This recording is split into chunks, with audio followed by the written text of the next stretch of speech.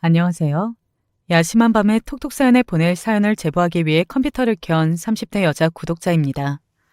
요즘 뉴스를 보면 결혼을 안 하겠다고 선언하는 비혼주의자들이 엄청 많아진 것 같아요. 출산율이 엄청나게 떨어졌다는 뉴스도 매일같이 들려오고요. 왜 갑자기 뉴스 이야기를 꺼내냐 하실 텐데, 사연을 쓰는 지금은 두 돌 지난 귀여운 딸아이의 엄마이지만 사실 몇 년 전까지만 해도 저 역시 비혼주의자의 아이를 낳지 않기로 한 딩크족이었거든요. 달력을 보니 1년 전 어마어마한 사건이 터졌던 시댁의 제사가 다가오고 있어 갑자기 그때 생각이 나서 사연을 쓰게 되었네요. 저는 생각해보면 어렸을 때부터 많이 꼬여있고 상처가 많은 사람이었던 것 같아요. 어렸을 때 부모님과 좋았던 기억을 이야기해보라고 하면 다들 부모님 손을 잡고 어디 놀러 갔다 왔던 이야기나 하다못해 집에서 부모님의 무릎을 베고 낮잠을 잤던 것, 자기 전까지 팔베개를 해주시고 책을 읽어주는 그런 이야기를 하시잖아요.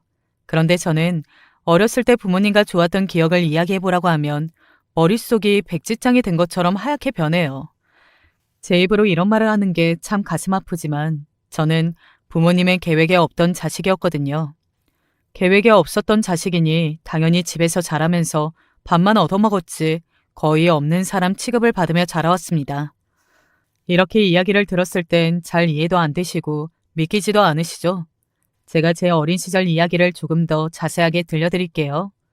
저희 가족은 부모님 4살 차이 나는 오빠, 그리고 저, 이렇게 4가족이에요. 계획에 없던 저와 달리 오빠는 많은 계획과 가족들의 염원을 담아 태어난 자식이거든요. 저는 어렸을 때부터 제가 가진 모든 것들을 오빠에게 양보하며 커왔어요. 저희 어머니는 시집 오자마자 혹독하게 시집살이를 당하셨대요. 뭐 가끔 어린 저를 붙들고 너뚜리처럼 본인 시집살이 당한 이야기를 막 털어놓으시긴 하는데 굳이 어머니의 그런 이야기가 아니더라도 할머니 댁만 가도 어머니가 어떤 시집살이를 당해오셨는지 알 수 있을 정도니까요. 아이고, 내 새끼, 예쁜 내 손자 왔어. 이리 와. 할미가 너 주려고 사탕 챙겨놨지. 할머니, 저도 안아주세요. 저도 이거 먹고 싶어요. 너는 조그만 애가 벌써부터 누굴 닮아서 이렇게 식탐이 심해? 애미야, 너 애 교육 똑바로 못 시키냐?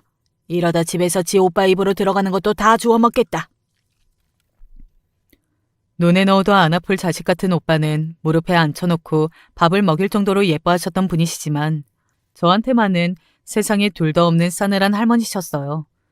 혹시라도 제가 오빠 거를 뺏어먹진 않을까 억지나 눈에 상시심을 키시던지 식탁을 차리시고 나면 저는 할머니 집에 혹시 기울어져 있는 건 아닐까 그런 생각을 했었다니까요. 왜냐하면 식탁 위에 올라가 있는 반찬이 죄다 오빠 쪽으로 기울어져 있었거든요. 어린 제가 손을 뻗어 오빠 앞에 있는 반찬의 젓가락질이라도 가져가려고 하면 제 손을 탁 소리나게 때리고 어린 제가 울고 어느 순간부터는 할머니네 집에 가고 싶지가 않아서 부모님이 가자고 하시면 배가 아파요, 목이 아파요, 오만 핑계를 대고 집에 혼자 남아 있었어요. 여기까지만 들어도 다들 아시겠지만 저희 할머니께서 지독한 남아선호 사상을 가지고 계시거든요. 그러니까 대를 잇고 본인 제사상을 차려줄 손자는 그렇게 예뻐 죽겠는데 저는 항상 뒷전이셨던 거예요. 시집을 와서 그런 시댁을 만난 어머니는 어떠셨겠어요? 결혼하고 나서 시어머니를 모시고 살면서 그런 불편한 상황들에 계속 놓여지니까 몇 년 동안 애가 들어서지도 않았대요. 동네에서 제일 밝은 사람이라고 소문났었던 저희 어머니는 그렇게 시집을 가고 나서 내 양볕에 놓인 화초처럼 바짝바짝 말라 비틀어져 갔고 시어머니의 구박은 날이 갈수록 더 심해졌었고 그러던 와중에 저희 오빠를 임신하셨던 거예요. 처음엔 혹시라도 애가 딸일까봐 딸을 낳고 나면 딸이랑 같이 확 죽어버려야겠다 그런 생각까지 하셨었대요. 그게 걱정이 돼서 다니고 있던 직장도 휴직하시고 절에 제발 아들을 낳게 해달라고 무거운 배를 안고 산속에 있는 절에 백일 기도를 하러 다니고 그런 정성이 통한 건지 몰라도 저희 오빠를 낳게 됐고 구박만 했던 시어머니와의 관계도 귀신같이 좋아졌답니다. 할머니의 태도가 하루아침에 달라지니까 저희 어머니는 꼭 무슨 관직이라도 수여받는 기분이었대요. 우리 손주 외로우니까 애 하나만 딱 더 낳았으면 좋겠는데. 저희 어머니 보험 판매왕을 하실 정도로 일에 대한 욕심이 있으신 분이었는데 오빠를 가지면서 일을 휴직하신 상태이거든요. 그래도 다행히 시댁에서 아들을 낳았다고 우리 예쁜 손주 어와둥둥하면서 애를 봐주신 덕분에 어머니도 다시 복직을 하실 수 있게 되었죠. 사람 욕심이 끝이 없다고 아들을 낳고 나서도 할머니는 우리 하나밖에 없는 손주 외롭게 크면 안 된다고 하나만 더 낳아라, 하나만 더 낳아라 그렇게 노래를 부르셨다는데 그게 어디 쉬운 일인가요? 거기다가 애는 하나면 충분하다. 애 하나만 낳으면 시댁에서 시끄러운 잔소리 안 들어도 되고 나도 내 인생 적당히 즐기면서 살 수 있겠다. 그런 생각을 하셨던 거죠. 그런데 사람 일이란 게 그렇게 순탄하게 계획한 대로 예상한 대로 흘러갈 수는 없잖아요. 그날도 저희 오빠는 할머니 무릎에 앉아서 할머니가 떠주는 밥, 아기 새처럼 입만 짝짝 벌려가면서 받아먹고 있고 어머니와 아버지는 출근 준비를 하고 있던 여느 때와 다를 것 없는 상황이었는데 된장찌개를 떠먹고 있던 어머니가 갑자기 헛구역질 하신 거예요. 그때 그런 생각이 들었대요. 아, 만약에 이게 입덧이라면 내 인생은 끝났구나. 이젠 망했구나. 예, 너 그거 입덧 아니니? 일이고 뭐고 필요 없고 당장 병원부터 가봐라. 너 달거리는 제대로 하고 있니? 아니에요. 일이 피곤했어서 어제도 잠을 좀 늦게 잤거든요. 그리고 생리야 제가 몸이 안 좋아서 불규칙하게 하는 편이라서 컨디션이 안 좋아서 그러는 걸 거예요. 입덧은 무슨 그런 거 절대 아니에요, 어머니. 입덧이 아니었으면 하고 간절하게 빌던 상황이니까 어머니는 황급하게 몸이 피곤해서 그랬다. 이런저런 핑계를 대면서 병원에 가지 않으려고 했고 저희 할머니는 사람이 눈치라는 게 있잖아요. 아무리 봐도 임신인 것 같은데 아니라고 하는 것 같으니까 그 자리에서 숟가락을 내려놓고 엄마 손을 끌고 산부인과로 막 갔대요. 결과는 뻔했죠. 병원에 갔을 때는 이미 16주나 된 상태였대요. 엄마한테 들키면 안 된다는 생각이 그 뱃속의 아기한테도 있었는지 배가 튀어나오지 않고 숨어있는 것처럼 있었대요. 그렇게 저는 엄마 뱃속에서 시작할 때부터 초대받지 않는 손님이었던 거예요. 할머니는 뱃속에 있는 아이가 딸인지 아들인지도 모르는 상태에서 우리 손자 외롭지 않게 크라고 둘째 아들을 점지해 준 거라고 신이 나셨고 어머니는 오빠를 가졌을 때와 달리 엄청난 우울감에 빠지게 된 거죠. 보험 판매직이라는 게 하루 종일 운전도 하고 돌아다녀야 하는 일인데 애 가진 몸으로 그렇게 일을 하다가 애가 잘못되기라도 하면 어떡할 거냐며 난리를 치는 통에 복직을 한 지 얼마 되지도 않아서 사직서를 내게 됐고 그렇게 완전히 경력이 단절된 전업주부로 하루아침에 상황이 변한 거예요. 어머니가 저희 오빠를 가졌을 때보다 더 유난스러우신 게 할머니셨는데 10개월을 기다려 만나게 된 건 둘째 손자가 아닌 손녀딸. 병원에서 성별을 확인하고 난 후에 실망해서 수술을 끝나고 나온 어머니 얼굴도 들여다보지 않고 뒤도 안 돌아보고 오빠 손을 잡고 병원을 떠나셨대요. 엄마, 나도 오빠처럼 책 읽어줘. 여기 누울래? 제발 나한테 달라붙지 좀 마. 너 때문에 내가. 저는 어머니 배에서 나온 자식이 분명한데 내가 사실은 어머니 자식이 아니라서 나를 저렇게 미워하시는 게 아닐까 싶을 정도로 어렸을 때 기억은 떠올리기 싫을 정도로 끔찍하네요. 오빠는 항상 자기 전에 팔베개를 해주고 다정하게 책을 읽어주시곤 했거든요. 저는 어린 마음에 그게 너무 부러워서 안방에 자려고 누워있는 엄마 아빠에게 제가 제일 좋아하는 동화책을 들고 다가갔었어요. 그런데 불을 켜고 벌떡 앉은 어머니가 뭔가 끔찍한 것을 바라보듯이 절 바라보시더니 어린 저를 밀치고 제가 가져온 동화책을 저한테 집어 던지셨어요. 동화책 모서리에 이마가 찍혀 피가 줄줄 나고 아버지는 저를 안아들고 어머니에게 소리를 지르고 화를 내고 어머니는 귀를 막고 발을 구르면서 소리를 지르고 제 이마에 아직까지 남아있는 이 페인 자국을 볼 때마다 어머니가 저를 어렸을 때부터 얼마나 끔찍하게 싫어하셨는지 떠올라서 괴롭습니다. 너무 어렸을 때라 어떻게 병원에 가고 어떻게 치료를 받았는지 상세하게 기억은 나지 않지만 그러던 중에도 엄마가 옆에 없었다는 사실은 생생하게 기억이 나요. 아마 반절을 덮을 정도로 큰 반창고를 붙이고 돌아온 저를 쳐다보고 그냥 말없이 안방의 문을 쾅 닫고 들어가셨었죠. 그날 이후로 어머니는 저에게 더 이상 화를 내진 않으셨어요. 화를 내지 않으셨다고 해서 저를 예뻐하셨던 건 아니고요. 그냥 그날 이후로 집에서 저를 없는 사람 취급을 받았거든요. 저 정말 어렸었거든요. 그런데 차라리 엄마가 저를 무시하는 게 더 마음이 편하더라고요. 화를 내지 않는다는 사실이 기뻤어요. 그리고 어떻게 하면 엄마 눈에 띄지 않고 조용히 자랄 수 있을까? 하루 종일 그것만 궁리하는 이상한 애로 자라기 시작했네요. 엄마, 저 아무래도 학원을 다녀야 할 것 같아서요. 학원비 좀 주실 수 있나요? 다른 애들 보면 집에서도 혼자 잘만 하던데 넌 꼭 학원을 다녀야 하니?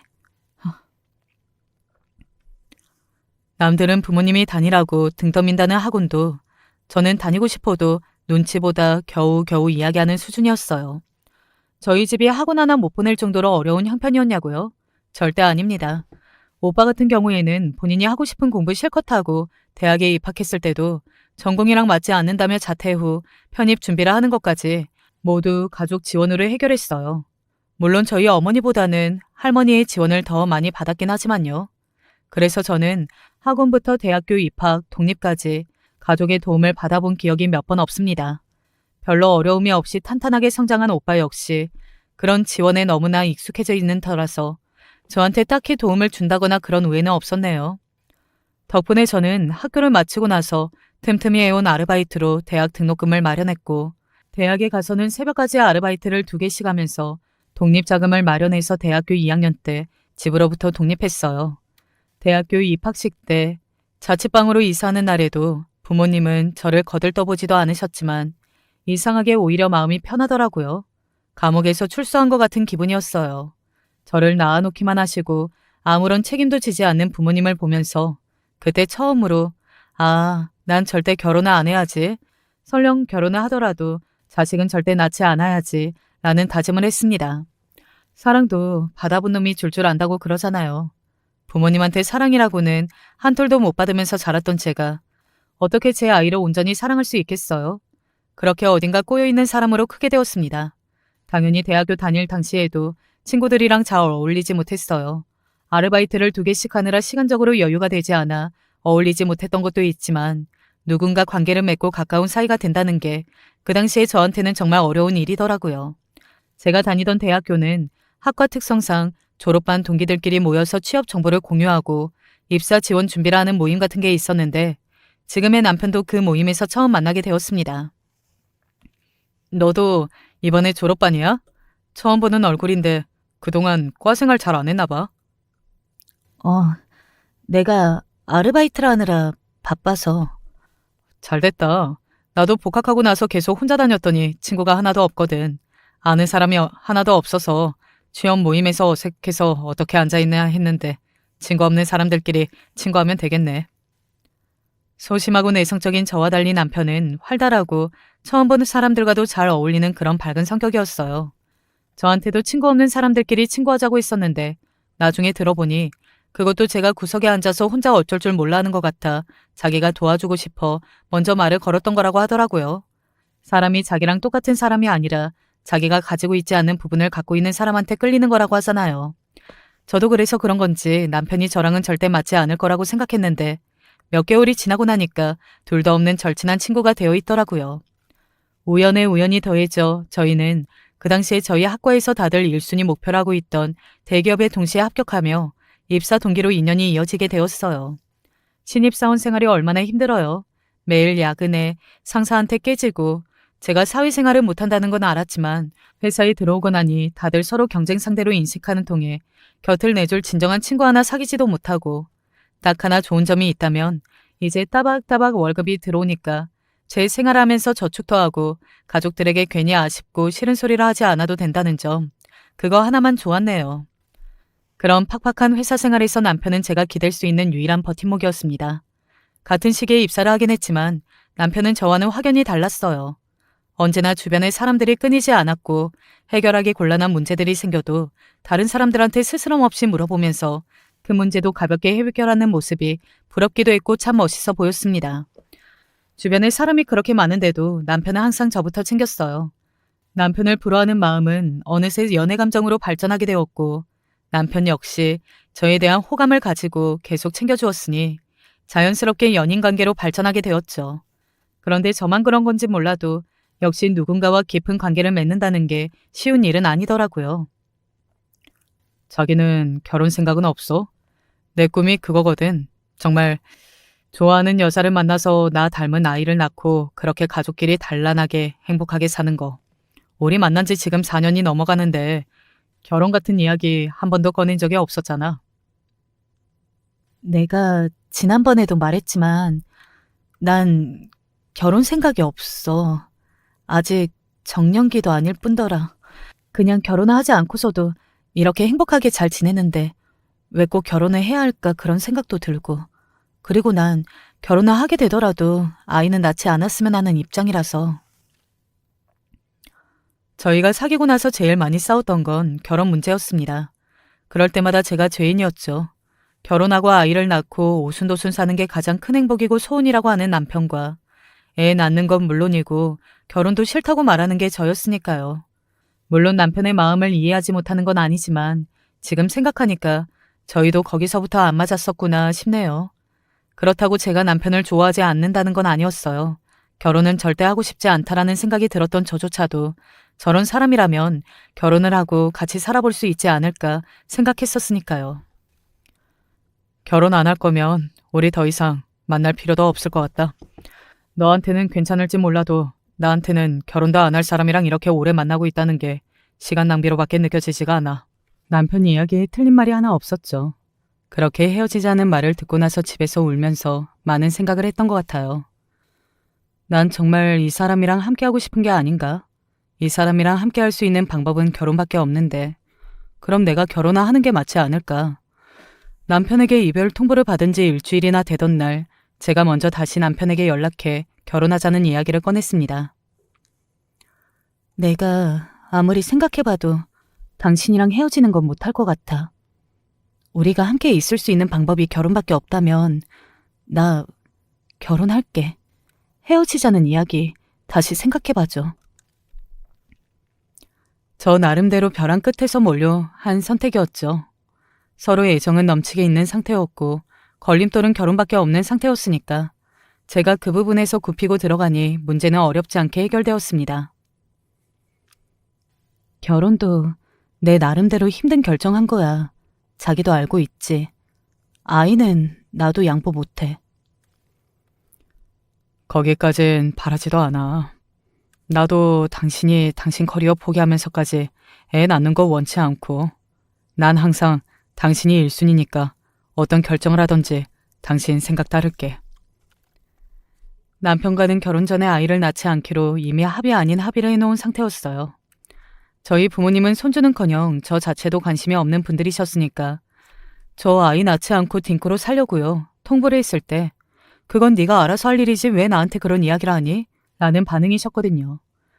당연히 남편도 부모님과 이런 이야기를 충분히 하고 합의가 되어 있는 상태라고 생각했어요. 더군다나 결혼을 하기 전에 저한테 항상 제가 1순위라면서 제가 어떤 결정을 하든지 상관없이 제 의견을 따르겠다고 호언장담을 했으니 전 결혼을 하고 나서 이런 문제가 생길 거라고 정말 상상도 하지 못했던 거죠. 너네는 결혼한 지 벌써 2년도 지났는데 왜 여태의 소식이 없니? 둘이 사이가 안 좋은 것도 아니고. 너네 어디 뭐 문제 있는 거 아니야? 아유, 우리 엄마 또 왜 시어머니처럼 구실까? 오늘 좋은 일로 왔잖아. 그런 이야기는 나중에 다시 하자, 응? 결혼을 하고 나서도 시어머니께서 아무리 아들이 둘이어도 큰아들이 낳은 손자랑 작은아들이 낳은 손자는 엄연히 다르다. 이런 말씀을 하시길래 아이를 안 낳겠다고 이야기를 해놔도 막상 큰아들이 그러니 서운하시긴 한가 보다. 그렇게 생각을 했었죠. 저야 당연히 남편이 아이를 안 낳는 중요한 일은 시부모님께 먼저 말씀을 드리고 다 이야기가 된 거라고 생각했었으니까요. 그런데 결혼한 지 2년 차에 어머님 생신으로 다 같이 모인 자리에서 어머님이 저런 말씀을 꺼내시고 남편이 황급히 수습하는 모습을 보고 나서 안 거예요. 아, 우리 애 안 낳기로 한 건 말 안 했구나 하고요. 어머님, 뭔가 오해가 있으신 것 같은데 이희가 어머니께 한 번도 그런 말씀을 안 드렸나 봐요. 저희가 결혼하면서 애는 안 갖기로 했어요. 어디 문제가 있는 건 아니고 둘이 그렇게 합의하고 결혼했어요. 여보, 당신까지 왜 그래 진짜. 엄마, 아니야. 이거 나중에 다시 얘기하자. 뭐? 애를 안 낳아? 그게 뭐 너희들끼리 상의하고 나한테 통보하면 아, 그런가 보다 하고 말아야 하니? 누구 마음대로 애를 안 낳아 애를 안 낳긴. 뭐를 합의를 하고 결혼했어. 니네가 아주 대를 끊고 싶어서 작정을 했구나. 여튼 난 니네가 그런 난리를 치는 거 단 한마디도 합의한 적 없으니까 둘째 결혼하기 전까지 당장에 가져라. 애 안 가질 거면 둘이 아주 갈라서던지. 손주 하나 없는 놈한테 물려줄 재산 같은 것도 한 푼도 없으니까 그런 줄 알아. 시댁이 뭐 부자인 건 아니고요. 시골에 땅이 조금 있으신데 결혼할 때부터 그걸 그렇게 자랑하시면서 뻑하면 그 땅을 물려주네 안 물려주네 하면서 협박을 하시더라고요. 물론 제가 그 자리에서 입 다물고 있었으면 별일 없이 조용히 넘어가긴 했을 테지만 그래도 아이 문제는 정말 중요한 문제잖아요. 그런 걸 여태까지 부모님께 숨겨왔던 남편한테도 배신감이 느껴지고 화가 나고 또 막상 제가 1순위다. 제 뜻에 따르겠다 했던 남편도 부모님이 저렇게 나오시니까 금세 돌변하더라고요. 당신은 왜 거기서 쓸데없는 이야기를 꺼내서 집안을 쑥대밭을 만들어놔야 속이 시원해? 쓸데없는 얘기? 그게 왜 쓸데없는 얘기야. 결혼할 때부터 아이는 안 갖겠다 그렇게 약속을 했으면 당연히 가족들한테도 이야기하고 허락은 받았어야지. 언제까지 숨기려고 했어? 당신이 여태 아무 말도 안 하는 바람에 나만 중간에서 이상한 사람 된 거잖아. 야, 뭘 숨기고 뭘 허락받아. 너 같으면 애 안 낳겠다고 하는 이야기에 옳다구나 하고 받아들이는 부모님이 있겠어? 남들 다 애 낳고 그렇게 살아. 네가 무슨 대기업 오너인 것도 아니고 막말로 우리나라 대기업 오너들 중에 애 안 낳고 사는 사람 있냐? 왜 너만 그렇게 유난인 건데 대체? 당연히 저와 같은 생각을 하고 있을 거라 예상했던 남편은 결혼을 하면 제 마음이 바뀌겠거니 하고 애초에 그렇게 할 생각도 없었던 겁니다. 물론 남편이나 시댁의 입장을 100% 이해 못하는 것도 아니니까 저도 거기서 더 이상 싸울 마음도 없고 해서 무작정 친정으로 왔어요. 다들 시댁에서 상처받고 힘들면 친정으로 찾아가고 그러잖아요. 저도 그랬어요. 기댈 사람이 하나 없는 친정인 걸 알지만 그래도 제가 그때 찾아갈 곳이 어디 있겠어요. 엄마, 아무래도 나 이혼하는 게 좋을까? 제가 찾아와서 무슨 일이 있어 이 밤에 온 것인지 걱정하고 맞아주는 사람 없이 다들 이 시간에 여길 왜 왔냐 하는 표정. 그래도 제 마음이 너무 답답하고 힘드니까 거실에 있는 어머니를 붙잡고 말을 꺼내봤어요. 이런 일이 있었는데 이혼을 하는 게 맞을지 하고요. 저는 그때 낮에 시댁에서 있었던 일 때문에 상처받은 것보다 남편 이야기보다 그런 이야기들에 상처받고 찾아온 친정에서 터놓은 고민에 싸늘하게 저를 쳐다보던 어머니의 얼굴이 더욱 상처였어요. 그게 뭐 대단한 일이라고 유난을 떨어 유난을. 이혼은 너 혼자 하니? 우리 얼굴에 먹칠할 생각이면 최소한 인연은 끊고 이혼하던지 해라. 딸이라고 하나 있는 거 평생에 도움도 안 됐었는데 이제 이혼까지 하겠다고 우리 얼굴에 먹칠하겠다고 찾아온 애한테 내가 좋은 소리 해주길 바라는 거니? 뭐 당장 이혼하라고 응원이라도 할까? 전 대체 뭘 바라고 친정에 갔었던 걸까요? 어머니에게 별다른 대꾸도 하지 못하고 입술을 꾹 물고 새벽에 울면서 택시를 타고 저희 집으로 돌아왔습니다. 어디에도 기댈 곳 없는 초라하고 불쌍한 제 신세를 한탄하면서요. 그래도 최소한 남편은 연락도 안 되고 대체 어딜 갔다 온 거냐며 저를 붙잡고 화를 내주더라고요.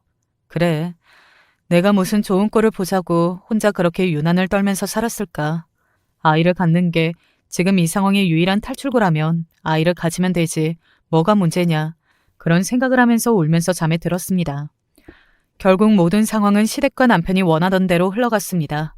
그렇게 집안이 쑥대밭이 된 지 얼마 지나지 않아 저에게도 아이 소식이 찾아왔거든요. 왜 저희 어머니가 저희 오빠를 갖고 나서 집안에서 신분이 올라간 것 같다는 기분을 느꼈다고 했잖아요. 아이를 갖고 나니까 순간 그게 무슨 말인지 알겠더라고요. 그렇게 저를 무시하시던 시어머니도 먼저 살갑게 어디 몸은 안 좋은 데 없냐, 이게 임산부한테 좋다더라 하시면서 생전 챙겨다 주시지도 않은 보약까지 챙겨다 주시고 저를 챙겨주는 건지 아니면 뱃속에 있는 아이를 챙겨주는 건지는 모르겠지만 결혼을 하고 나서 처음으로 그런 것도 받아보고 하니까 기분이 나쁘지만은 않더라고요. 처음에야 당연히 고민했죠. 아이를 지울지 말지요. 그런데 아이를 딱 갖고 나니까 저한테도 모성애라는 게 생기는 것 같더라고요. 이미 생긴 아이를 지우는 것도 정말 몹쓸 짓이구나 싶고 이왕 이렇게 된 거 일도 육아도 열심히 해서 성공하면 되지. 요즘 워킹맘이라고 해서 일도 잘하면서 육아도 잘 챙기는 엄마들이 많은데 남편과 제가 조금씩만 이해하고 살면 저도 못할 건 없었으니까요. 그런데 인생이 어찌 제가 바라는 대로만 흘러가겠습니까? 육아휴직을 내기 위해서 부장님과 면담 요청을 한 자리에 시작된 이야기부터 제 인생은 또다시 조금씩 꼬여가기 시작했습니다. 육아휴직을 낸다고? 너 처음에 회사 입사할 때 그 자리에 앉아서 나한테 면접 봤었지. 그러면서 너 나한테 뭐라고 했는지 기억은 나냐? 너는 다른 사람이랑 다를 거다. 결혼을 해서도 회사에 피해주는 일 없을 거고 아이도 가질 생각 없다. 그렇게 이야기했지. 죄송해요, 부장님. 그런데 저 정말 휴직 들어가기 전에 회사에 피해주지 않기 위해서 자발적으로 야간까지 하면서 나름대로 노력했습니다. 휴직을 하고 복귀해서도 그럴 거예요. 믿어주세요.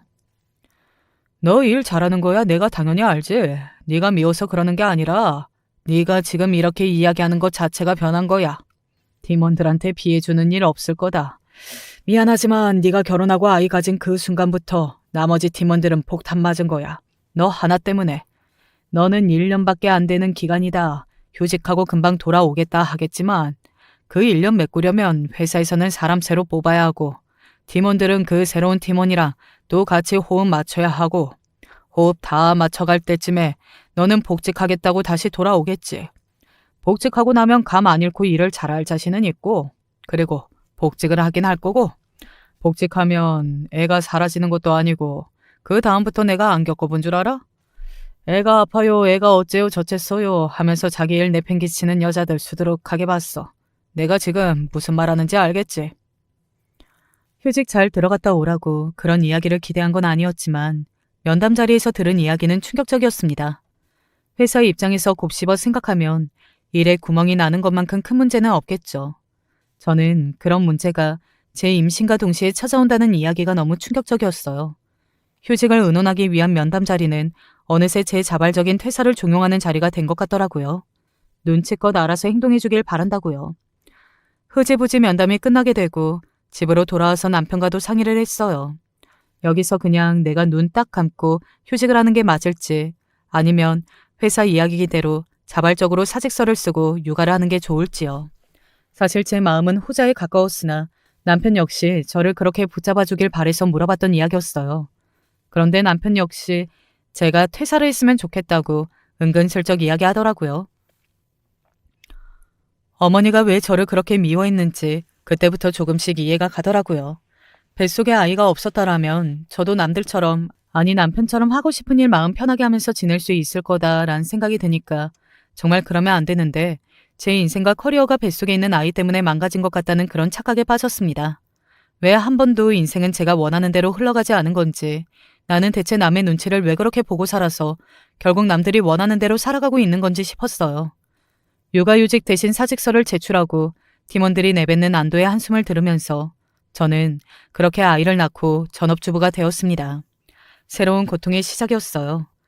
그런 상황 속에서 아이를 낳고 나서 저는 끔찍한 산후 우울증에 시달리기 시작했습니다. 사연을 듣고 계신 분들 중에서 혹시 산후 우울증을 경험해 보신 분이 있나요? 대체 다들 어떻게 버티셨는지 정말 존경스러울 따름입니다. 저는 제가 제일 증오하고 미워했던 어머니와 같은 행동을 제가 하고 있다는 게 가장 버티기 힘들고 끔찍했어요.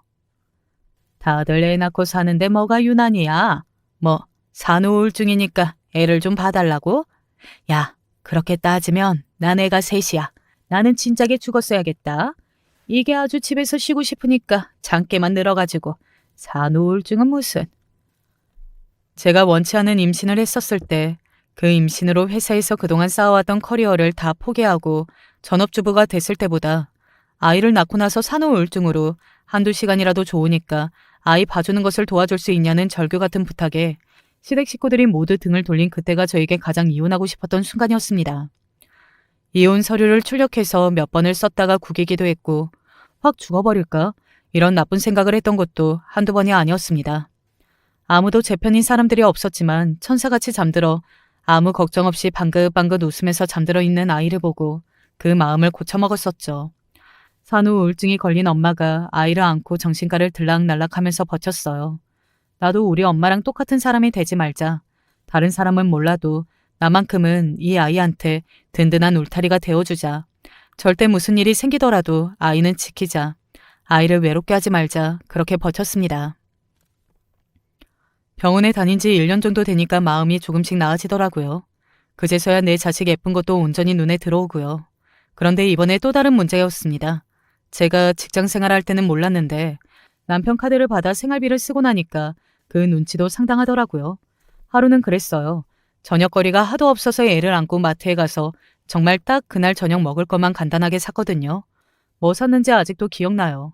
두부, 양파, 호박. 여튼 다 해서 10,000원도 안 되는 금액이었어요.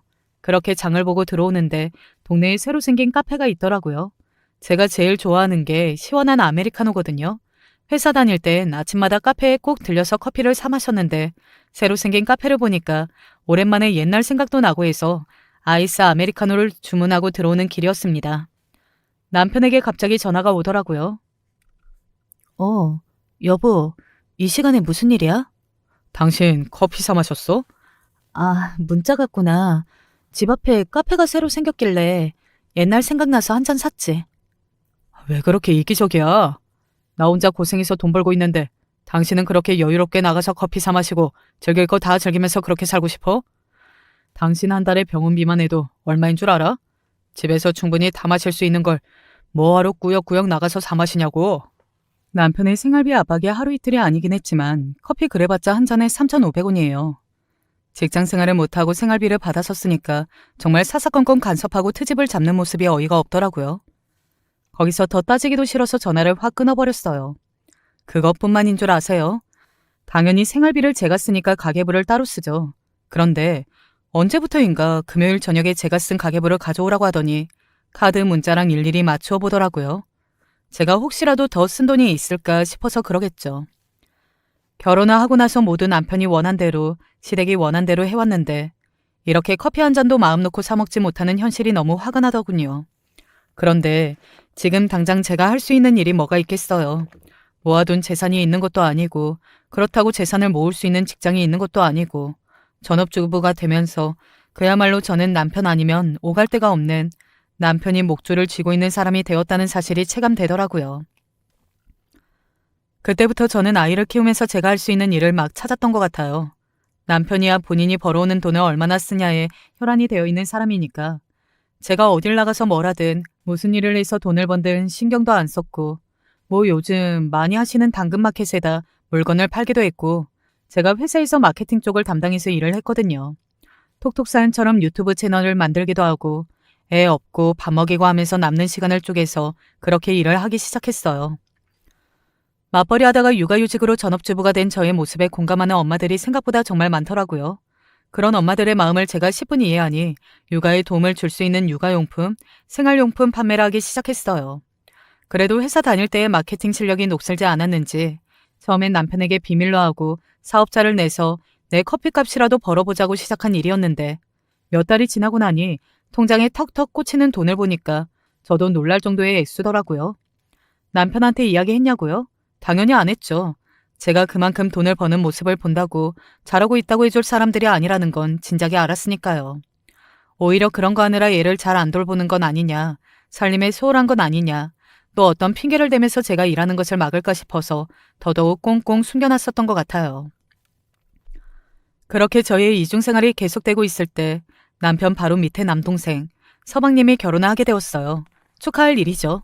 그런데 새로 들어올 동서에게 보여주는 시댁의 태도를 보니까 못된 형님이 되고 싶은 마음은 없었지만 솔직히 시댁에게 배신감이 느껴졌습니다.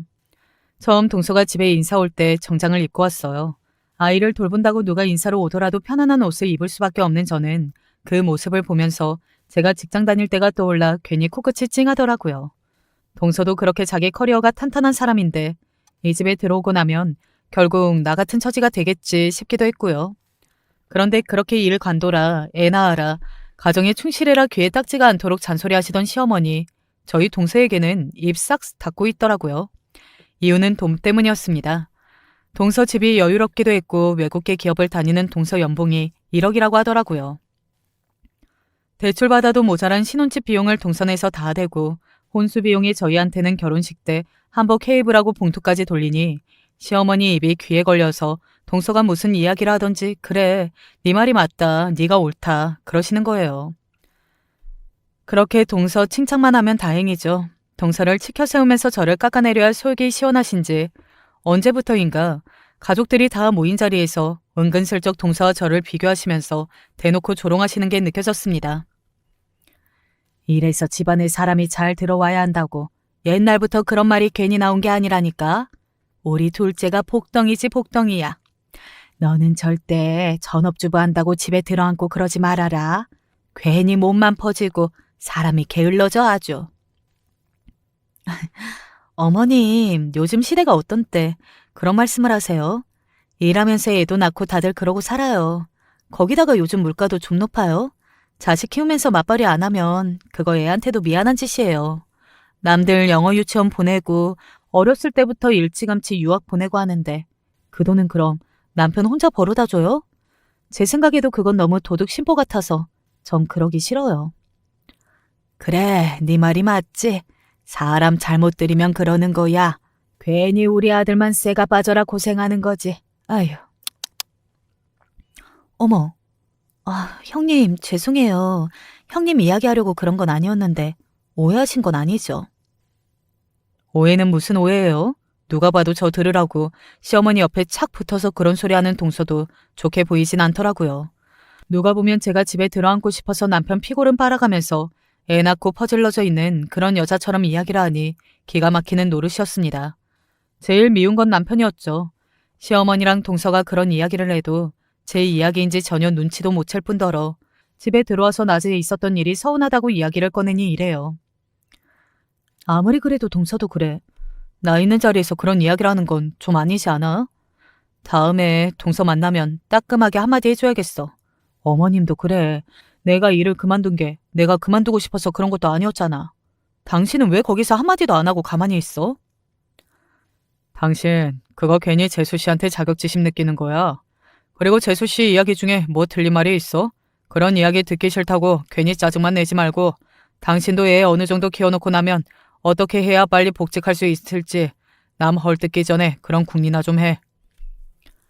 친정이나 시댁이나 온통 말이 통하지 않는 사람들 뿐이었고 그런 상황 속에서 저한테 유일한 희망은 예쁜 제 딸과 제 사업뿐이었습니다. 제가 느끼는 서운한 감정을 전업주부가 하는 배부른 투정 정도라고 생각해버린 남편도 더 이상 한편이라는 생각이 들지 않더라고요. 그러던 제가 터져버린 사건이 생겼습니다. 바로 제사였어요. 그동안 제사라고 하면 시어머니랑 저랑 둘이서 하루 종일부터 음식 장만을 하고 있어서 저한텐 정말 피하고 싶은 집안 행사 중 하나였거든요. 그래도 동서가 들어왔으니 둘이 하던 거 셋이 하면 좀 낫지 않을까 저도 은근한 기대를 가지고 있었어요. 제사 전날 30분이면 도착한다는 저한테 언제 오냐고 전화해서 닥달을 하시길래 서둘러 시댁으로 갔는데 동서는 온데간데 없고 또 시어머니와 저 둘만 남아있더라고요. 어머님, 동서는요? 오늘 음식장만 같이 하기로 하지 않았어요? 아직 안 온 건가? 내가 오지 말라고 했다. 하루 종일 일하는 애인데 무슨 또 음식 장만하라고 불러. 걔 손이 음식 장만할 손이 아니야. 이런 거는 원래 집에서 놀고 있는 사람이 하는 거지. 넌 그게 뭐 어려운 거라고 동서는 어디 있어요? 동서는 언제 와요? 하고 불평불만이야. 얼른 앉아 전이나 붙여라. 기가 찼죠. 누가 그러던가요? 전업주부가 집에서 노는 사람이라고. 아침에 일어나 청소부터 시작해서 빨래, 설거지, 아이만 봐도 시간 금방 가버려요. 전 짬나는 시간에 제 일까지 하니까 새벽에 애 재우다가 코피도 몇 번이나 쏟았어요. 그런데 어머님 눈에는 저는 그냥 자기 아들 밖에 나가서 죽도록 일하고 그 돈으로 집에서 놀고 먹고 하는 아주마인 거예요. 저도 화가 나서 동서한테 전화를 하려고 그 자리에서 휴대폰을 꺼내 동서 번호를 누르려고 하니까 제 핸드폰까지 뺏어가면서 얘가 왜 이렇게 못됐냐고 이기적이냐고 화를 내기까지 하시더라고요. 안 그래도 시댁의 오만정이 다 떨어지고 남아있는 정도 얼마 안 남아있었는데 대체 어디까지 하시나 지켜나 보자 하는 마음으로 저도 가만히 있었어요. 동서도 없는 자리에서 동서한테 화를 낼 수 있는 것도 아니고 내일 오면 제대로 한 소리 해줘야겠다 하고 벼르고 있었죠. 그렇게 온몸에서 붙인 게 기름 냄새가 풀풀 나서 헛구역질이 나올 정도로 전을 부치고 집으로 돌아갔습니다. 남편에게 불평불만할 기운도 없더라고요. 다음날 새벽같이 일어나서 어제 못한 장만을 마저 한다고 시댁으로 갔어요. 동서가 도착했을 리가 절대 없었죠. 나물 무치고 고기 삶고 어제 한 전 옮겨 담고 제가 준비를 다 하고 온 가족들을 기다리고 있었는데 자기가 주인공이라도 된 것 마냥 서방님과 느릿느릿 그제서야 들어오더라고요. 동서, 왜 이렇게 늦게 왔어? 어머님이랑 나랑 음식장만 다 했잖아. 어머, 형님, 제가 늦고 싶어서 늦었어요? 회사 일이 바빠서 빨리 못 간다고 어머님께 연락도 드렸는데. 저 하루 종일 힘들게 밖에서 일하고 온 사람인데 형님이 그렇게 말씀하시면 정말 서운해요. 어머님 힘드실까봐 제가 장만에 보태라고 돈도 좀 챙겨드렸는데. 예, 넌 이제 막 퇴근해서 그래도 시댁 제사 지내겠다고 쏜사가 좋은 애를 붙잡고 그렇게 잔소리를 해야 속이 시원하니? 아, 됐다 아가. 신경 쓰지 말고 작은 방 가서 좀 쉬고 있어라. 아니에요. 어머님, 형님이 저한테 서운하신 게 많은 것 같은데 형님이 들어가서 좀 쉬고 계세요. 음식 옮기는 건 제가 할게요. 됐죠? 왜 어머님이 전화도 못하게 막으면서 오냐오냐 하나 했더니 동서가 제사 장만하라고 챙겨준 봉투 때문인 것 같더라고요. 이렇게 돈으로 쉽게 해결될 수 있을 거면 진작에 나도 그럴 걸 그랬다 하는 생각을 했다가 이런 사람들한테 뭐 좋다고 돈을 쓰나 싶기도 하고 여튼 맨 마지막에 도착한 동서는 또 돕겠다고 무겁지도 않은 그릇대로 옮기면서 오만 생색은 다 내고 제사가 그렇게 끝났어요. 저희가 일가 친척들까지 다 모아놓고 보면 그래도 가족이 꽤 되거든요. 거기다가 그냥 집안 모임도 아니고 제사잖아요. 큰 통에다가 그릇 다 모아놓고 몇 시간을 해야 설거지가 다 끝나요. 제사가 끝나고 밥이며 술을 나눠 먹었는데 자연스럽게 시어머니가 제 손을 끌어 설거지통 앞에 세우고 가버리고 동서도 커피나 한잔 해야겠다며 슬슬 자리를 피하는 거예요. 저도 거기서 폭발했죠. 동서, 내가 동서 뒤치다거리 하는 무술인 줄 알아? 음식 장만도 안 했으면 최소한 설거지는 도울 줄 알아야지. 그게 예의야. 그럼 이 많은 설거지를 지금 나보고 다 하라는 거야? 어머, 형님, 무슨 말씀을 그렇게 하세요? 제가 뭐 언제 설거지 안 한다고 했어요. 커피 마시고 오겠다고 한 거잖아요. 그리고 아까부터 되게 서운하게 말씀하시는데 제사 준비 형님이 혼자 다 했어요? 결국 제가 보탠 돈으로 장만할 음식 다 사고 한 거 아니에요? 전 한 거 하나 없다. 자꾸 그런 식으로 말씀하시면 저도 기분 나빠요. 언성이 높아지니까 어머님과 남편, 친척들이 얼른 뛰어오시더라고요. 동서는 고사질이라도 하는 것 마냥 어머님에게 일러 바치고 그 이야기를 들은 어머님은 얼굴이 불그락 푸르락 하더니만 동서가 보는 앞에서 제 뺨을 올려 붙이더라고요. 얼굴이 얼얼하고 기가 찼습니다. 이년아, 분수를 알아라. 네가 감히 시키긴 누굴 시켜? 애 연봉이 1억이야 1억. 집구석에서 아무것도 안 하고 있는 주제에 건방지게. 저 지금 생각해보니까 시어머니에게 아주 감사해요. 제가 그때 뺨을 맞고 정신이 번쩍 들었거든요. 이 거지 같은 집구석에서 더 이상 며느리 노릇하고 어떻게든 예쁨 받으려고 애쓰는 노예짓 그만해야겠다고요. 설거지를 하려고 세제를 풀어놓은 물통을 들어 시어머니와 동생에게 집어 던지듯이 부어버리고 한마디 했습니다. 연봉 1억? 내가 집에서 애 보면서 지금 버는 돈이 2억이야. 아줌마랑 아줌마 아들이 하도 무시하길래 나도 집에서 일 좀 시작했더니 그 정도는 벌더라. 1억 가지고 유세 떨기. 이딴 집안은 내가 사설이야. 야, 너 앞으로 니네 엄마 모시고 평생 비위 맞추면서 그렇게 살아. 이혼 서류 보낼 테니까 도장을 찍던지 소송을 하던지 그건 너 알아서 하고. 남편은 연봉 2억이라니 그게 무슨 말이냐면서 저를 붙잡고 물에 빠진 생쥐꼴이 된 시어머니랑 동서도 놀라서 어버버 하더라고요. 말 그대로 애 보면서 사업해서 나도 1년에 2억은 번다. 당신들 돈 아니니까 신경 꺼라 하면서 제 통장 잔고를 보여주니 그제서야 남편도 저를 붙잡고 난리가 났어요. 전 다 뿌리치고 방에서 자고 있던 아이를 안고 그대로 호텔방으로 들어갔죠. 호텔에 누워서 핸드폰도 꺼버리고 아이와 함께 처음으로 편안하게 잠에 들었던 것 같습니다. 이딴 게 결혼이라고 꾸역꾸역 지키려고 했던 제가 너무 한심하더라고요. 제 어머니 같은 사람이 되지 말자 결심했으니 저도 아이와 제 행복만 찾는 이기적인 엄마가 되어보고자 합니다. 이혼 소송이 순탄치는 않아요. 뭐 자기도 제 재산을 만드는데 어느 정도 기여하지 않았냐고 위자료나 콩고물이라도 뜯어 먹어보려고 거지 같은 시댁이 달라붙어서 난리를 치고 있거든요. 저도 이제 벌만큼 버니 그런 데에 돈 아끼지 않고 좋은 변호사 선임해서 거지들 떼어내는 데 최선을 다하고 있습니다. 싱글맘으로 살아가는 인생은 또 쉽지 않을 것 같아요. 그래도 이제 남 눈치 보지 않고 진정 행복하게 사는 게 무엇인지 알게 되었으니 두 번째 인생은 좀 더 제대로 살 수 있지 않을까 기대해 봅니다. 소송 때 또 확실하게 코 납작하게 만들어주고 다시 썰 풀러 돌아올게요. 그때까지 건강하시고 많은 응원 부탁드립니다. 안녕하세요. 저는 췌장암 말기 판정을 받은 70대 남자입니다. 작년 처음 판정을 받았을 때는 남은 시간이 6개월이라고 들었는데 지금은 그 시기를 넘겼답니다. 오늘이 마지막인 사람처럼 산다는 말이 있지 않습니까? 제가 딱 그런 마음으로 지금껏 시간을 보내고 있죠. 저도 살 만큼 살았으니 이제 갈 때도 되었다고 생각했던 시기가 있었습니다.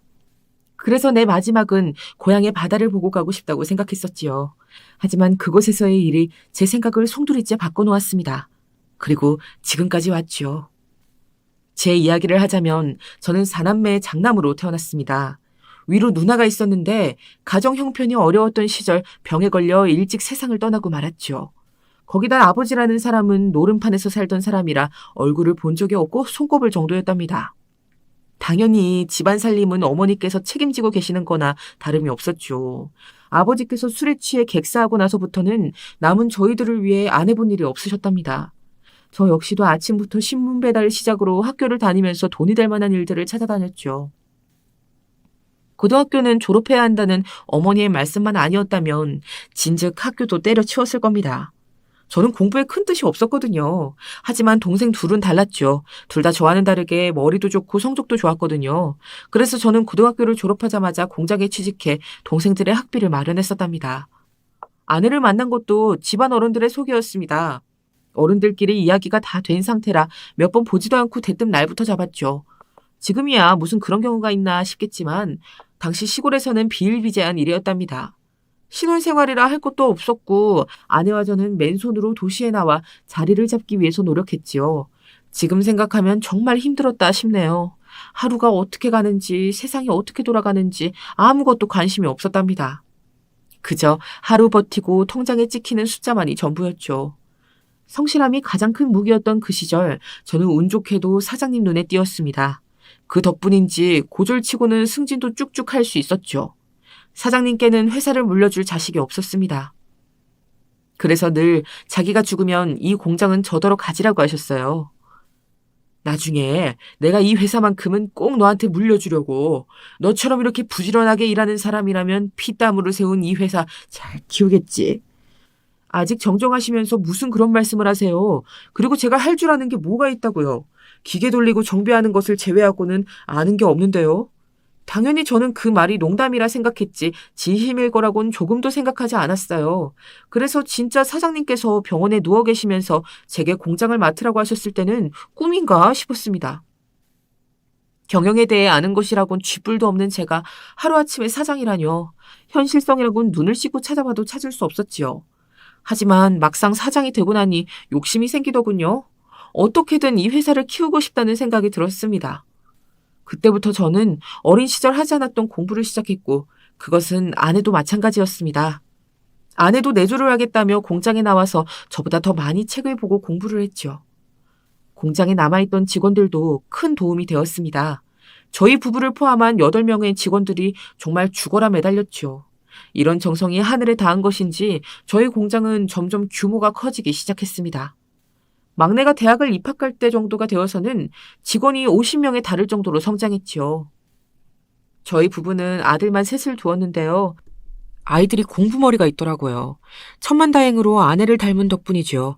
특히 막내는 대학을 다니는 중에 교환학생 자격으로 미국으로 건너갔는데 그곳에서 대학원 과정까지 마칠 정도로 똑똑했답니다. 지금은 한국으로 들어와 교수가 되었고요. 건축을 전공한 첫째는 대기업에 입사를 했다가 퇴직해서는 자기 이름을 건 사무소를 운영하고 있고 둘째는 치의대를 나와 치과 의사를 하고 있답니다. 자기들끼리 우애도 어찌나 좋은지 몰라요. 셋이서 여행도 자주 다닐 정도였죠.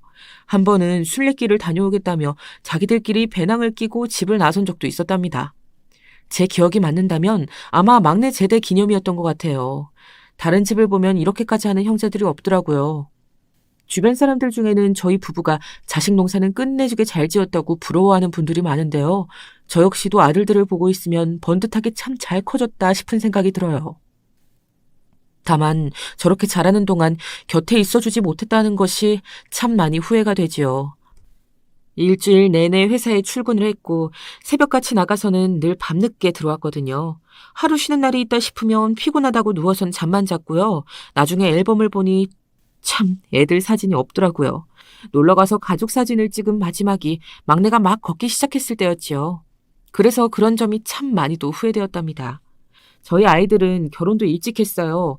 다른 집 애들은 결혼 문제로 속을 어지간히 썩힌다 하던데 어디서 자기 짝들을 다 찾아오는 건지 알아서 데리고 와서는 결혼을 하겠다고 하더라고요.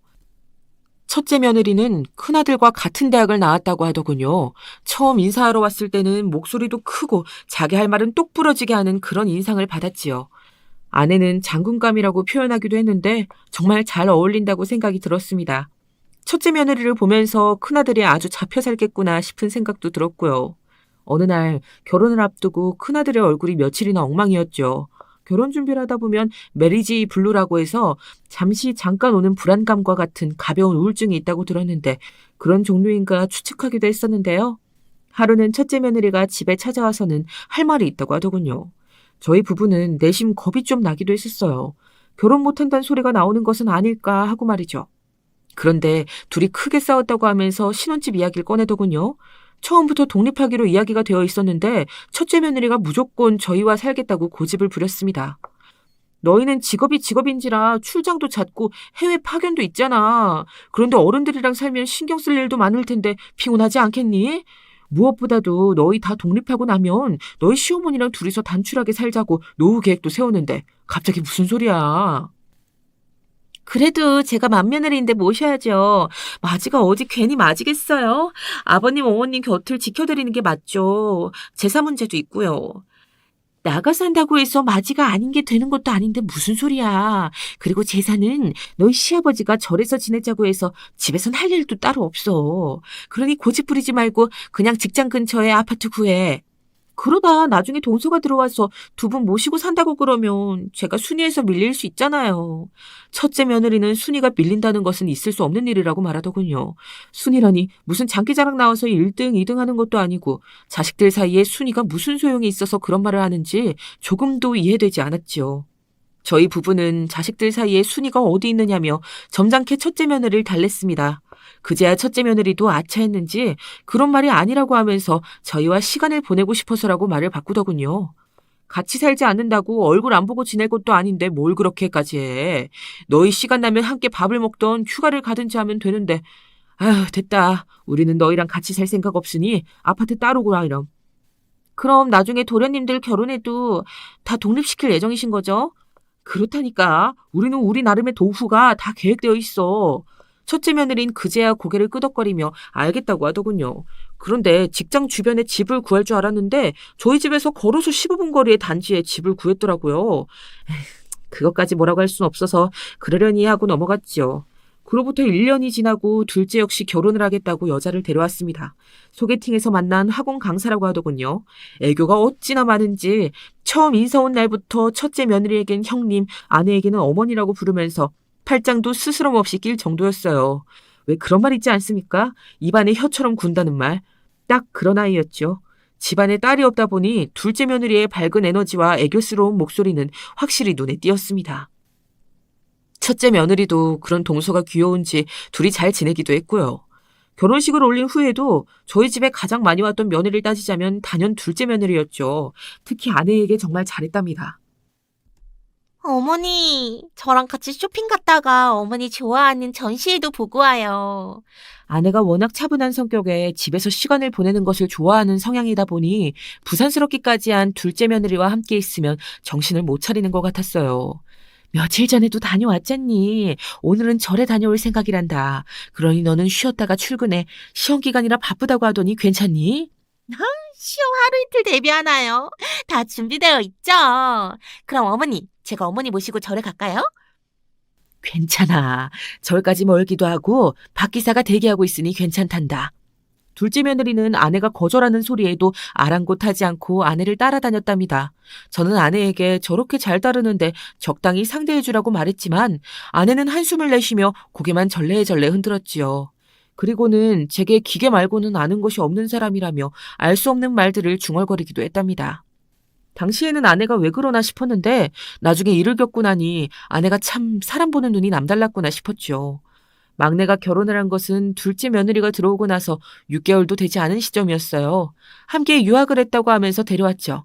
앞에 며느리들과는 전혀 다른 느낌이 들었어요. 조용하기도 했고 차분하게 거리감을 둔다고 해야 할까요? 그런데 그런 거리감이 전혀 사람을 기분 나쁘게 만들진 않았어요. 오히려 우리를 어려워하는구나 싶었지요. 아내의 반응도 지금까지와는 사뭇 달랐어요. 이전에 애들이 인사를 왔을 땐 많은 말을 하지 않았는데 이번엔 아내가 나서서 이것저것 물어보고 이야기를 먼저 꺼내더라고요. 그 모습에서 저는 과거 아내를 처음 만났을 때 떠올릴 수 있었어요. 아내를 정말 많이 닮았더라고요. 아내는 애교가 많은 사람도 그렇다고 말을 많이 하는 사람도 아니었어요. 저희 어머니께서는 늘 그런 아내를 마음에 들어 하셨죠. 사람이 가볍지도 무겁지도 않다고 하시면서 저런 사람이 진국이라고 하셨거든요. 조심성이 많고 생각을 행동에 옮김에 있어서 상대방을 먼저 배려할 줄 아는 그런 사람이라고 항상 칭찬하셨답니다. 그런데 막내 며느리가 딱 옛날 아내의 모습과 같더라고요. 그런 생각을 하는 것은 저뿐만이 아니었는지 아내는 유독 막내 며느리를 예뻐했답니다. 당연히 다른 며느리들은 그런 모습에 질투를 하기도 했고요. 어머니는 막내 동생만 너무 예뻐하세요. 질투나게. 그런 게 어디겠어. 내 눈엔 다 착한 며느리들인데. 그래도 막내 동생 더 챙겨주시잖아요. 진짜 얼마나 질투나는데요. 아이들이 와서 심통난 사람처럼 굴면 아내는 다 똑같은 자식이라며 웃어 넘겼지만 며느리들의 투덜거림은 멈추지 않았어요. 때로는 그게 독이 되어서 막내를 괴롭히는 것은 아닐까 생각이 들기도 했고요. 대표적으로는 기념일이나 명절 같은 경우 막내 며느리만 따로 움직인다는 느낌을 많이 받았답니다. 저희 집에 올 때도 첫째와 둘째는 함께 오는데 막내만 따로 온다거나 선물을 준비해도 첫째와 둘째는 함께 준비했다고 하면서 내밀기도 했고요. 심지어 아내와 식사하는 자리를 만들 때도 막내만 교묘하게 빼고 보는 일들이 있었지요. 여고생들도 아니고 무슨 이런 일이 다 있나 싶었지만 막내가 크게 불편하지 않다고 괜찮다고 말해 나서지도 못했고요. 하루는 제 생일이라고 선물을 가져왔는데 입이 떡 벌어질 정도의 비싼 코트를 주더군요. 겨울 한철 입으면 끝일 옷을 이렇게까지 비싼 돈을 주고 구입해야 하나 싶은 생각이 들었답니다. 겨울 한철 입고 말 것을 뭐 이렇게 비싼 걸 사가지고 왔어. 세상에나. 아버님 입으실 건데 아무거나 어떻게 사요. 아랫사람들 보는 눈도 있는데 이 정도는 걸쳐 주셔야죠. 괜히 싸구려 입고 가심 사람들이 뭐라고 생각하겠어요. 맞아요, 아버님. 그리고 이게 뭐가 비싸다고요. 이 브랜드 명품 바느를 겨우 턱걸이 하는 수준인데요. 그러니까 부담스럽다 생각하지 마시고 편하게 입고 다녀주세요. 저희 마음 생각해서요. 저는 부담스럽기도 했지만 솔직히 내심 뿌듯하기도 했답니다. 입고 나가면 다들 어디서 난 옷이냐고 물어보더라고요. 며느리가 해줬다고 하면 어찌나 부러워하는지 괜히 어깨도 올라가고 기분도 우쭐했지요. 자식 농사에 자신 있었는데 며느리까지도 완벽하다는 생각이 들 정도였습니다. 바보같이 말이죠. 며느리들이 달라지기 시작한 것은 아내가 암으로 먼저 세상을 떠나고 나서부터였습니다. 어디서 본 글인데 세상에서 가장 큰 스트레스 중 하나가 바로 배우자의 사망이라고 하더군요. 그 때문에 우울증에 걸리는 사람도 있다고 하고요. 다른 남편들도 그렇겠지만 저 역시도 아내를 먼저 보낼 것이라고는 한 번도 생각을 해본 적이 없어서 그 충격이 컸습니다. 다행히 자식들이 수시로 챙겨준 덕분에 견딜 수가 있었죠. 손주들의 자식들 아니었으면 아마 저는 우울증에 빠져 허우적거렸을지도 모르겠네요. 겨우 몸을 추스르고 있는데 하루는 첫째 며느리가 저를 찾아왔습니다. 의논할 일이 있다고 하면서 말이죠. 아버님, 그이가 이야기를 못하는 것 같아서 제가 이렇게 찾아왔습니다. 제발 부탁드릴 테니 그이 좀 도와주세요. 도와달라니? 그게 무슨 말이냐? 무슨 일이라도 있어? 아버님 아시다시피 그이나 저나 회사에서 경험 쌓을 만큼 쌓았고 능력도 충분히 된다고 생각해요. 아버님도 이쪽과도 관련 있는 일을 하셨으니 아시잖아요. 제가 운영하고 있는 회사가 건축 관련 하청업체라 큰아들이 이쪽에서 어느 정도 이름이 알려져 있다는 것은 알고 있었습니다. 그래서 더 자랑스럽기도 했고 한때는 아들에게 이 회사를 물려주는 것이 어떨까 생각을 하기도 했었죠. 그런데 그게 어떻다는 말이냐? 독립을 할 시점이 되었는데 도통 움직일 생각이 없는 것 같아서요. 회사 계속 다닌다고 해도 결국 승진하는 데는 한계가 있을 거고 그럴 바엔 한 살이라도 어릴 때 독립을 해서 활동을 했으면 좋겠거든요. 그런데 나더러 도와달라는 말은 뭐야? 첫째 며느리는 잠시 망설였어요. 직감적으로 저는 돈 이야기라는 것을 알 수 있었습니다. 아내가 살아있었을 때 한 번 이야기를 한 적도 있었고요. 첫째가 독립을 하고 싶어 했는데 그 자금을 우리가 투자를 했으면 하는 것 같다고 말이죠. 그때 아내가 그랬거든요. 처음부터 크게 판을 벌리고 싶어 하는 것 같아 못 믿었다고 말이죠. 처음 시작할 생각이라면 작게라도 해서 차츰 키워나가는 것이 맞을 텐데 첫째 며느리는 투자를 잔뜩 받아 크게 하고 싶어 한다고 말했던 것이 기억났습니다. 그래서 아버님이 좀 도와주세요. 이쪽에서 일도 많이 하셨으니까 아시는 분들도 많으시잖아요. 아버님께서 나서서 도와주시면 그이도 마음 돌리고 독립할 거고 자리도 금방 잡을 수 있잖아요. 내가 나서서 하면 그게 너희 사업이 되겠니? 너희 손으로 쌓아서 만들 게 아니면 나중에 다 무너지게 되어 있어. 사무실을 열고 싶어 한다면 내가 작은 곳이라도 알아봐 주마. 하지만 그 이상을 내게 도와달라고 하면 그건 결국 모래성에 집 짓는 거랑 뭐가 다르겠니? 아버님, 어떻게 그렇게 말씀하세요? 맏아들이잖아요. 나중에 아버님 돌아가시면 회사를 물려받을 맏아들이잖아요. 그이가 잘 되어야 서방님이나 동서들도 잘 되는 것 아니겠어요? 그이 아니면 누가 아버님 회사 받겠어요? 둘째 서방님이요? 아니면 막내 서방님? 결국은 다 그이가 받을 건데 그러지 말고 좀 도와주세요. 기가 차더군요. 떡줄 사람은 생각도 하지 않는데 김칫국을 마시는 격이었죠. 앞에서 말했듯이 그런 생각은 한 적도 물론 있었습니다. 돌아가신 사장님을 봐서라도 제 손에서 문을 닫을 수는 없으니까 말이죠. 하지만 한편으로는 저도 사장님처럼 정말 이 회사를 잘 운영할 수 있는 사람에게 맡기고 싶었어요. 그래서 지금은 잠시 물러서서 다른 직원들이 일하는 것을 지켜보는 중이었답니다. 저는 정색하고 첫째 며느리에게 말했습니다. 이 회사 누가 너희한테 물려준다고 하더냐? 나는 회사를 잘 운영할 수 있는 사람에게 맡길 거야. 그게 첫째라는 보장은 어디에도 없어. 내 자식이든 아니든 상관없다. 나에게 사장님이 맡겨주셨던 것처럼 말이야. 그러니 그런 생각이라면 아예 꿈도 꾸지 말거라. 시작부터 요행을 발해서 무슨 사업을 하겠다고. 아버님, 어떻게 그렇게 말씀하실 수가 있으세요? 저나 그이 엄연히 아버님이랑 같은 직종에서 일하고 있어요. 당연히 저희가 물려받아야 되는 것 아니에요? 어떻게 생판 남을 준다고 말씀하실 수 있으세요? 전대 사장님이야 사직이 없었다고 하지만 아버님은 아니시잖아요. 첫째 며느리는 온갖 말들로 저를 설득하려 했지만 제 마음은 한결같았습니다.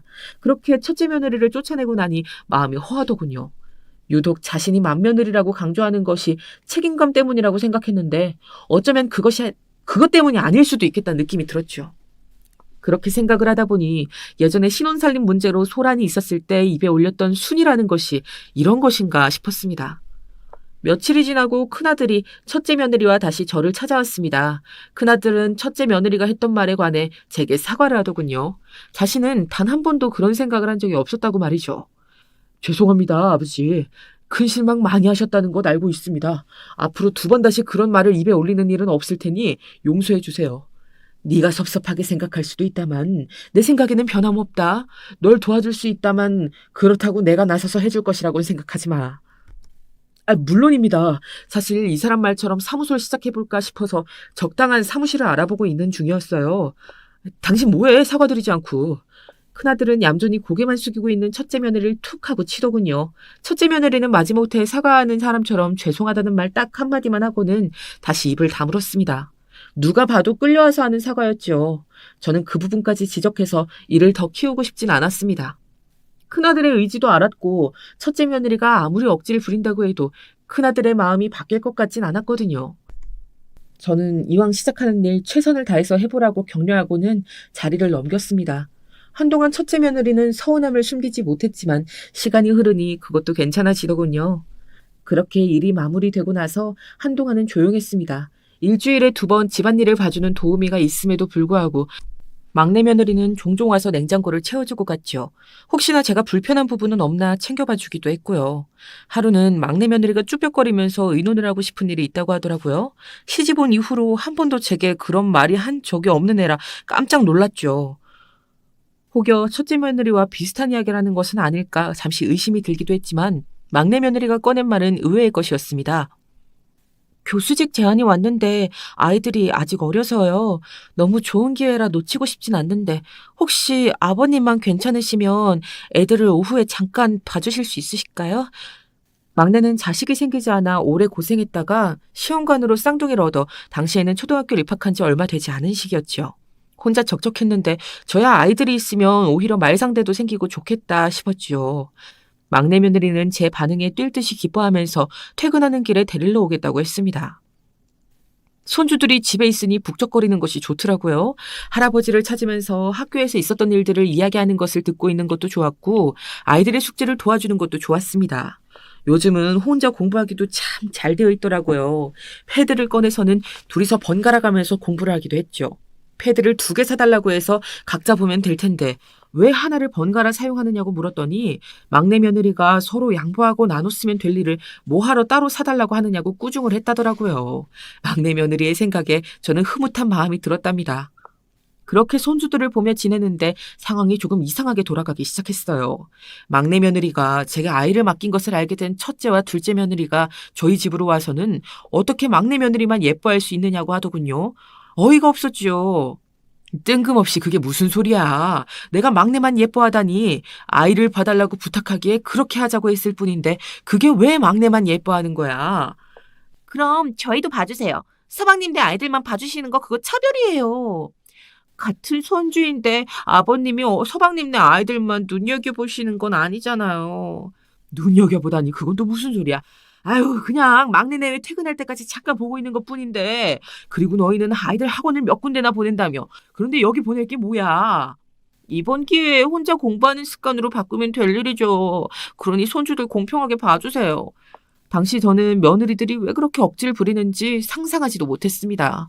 혹시나 제가 막내네 아이들에게 마음이 기울어 유언장에 이름이라도 올릴까봐 그런 행동을 했을 것이라고는 누가 짐작을 했겠습니까?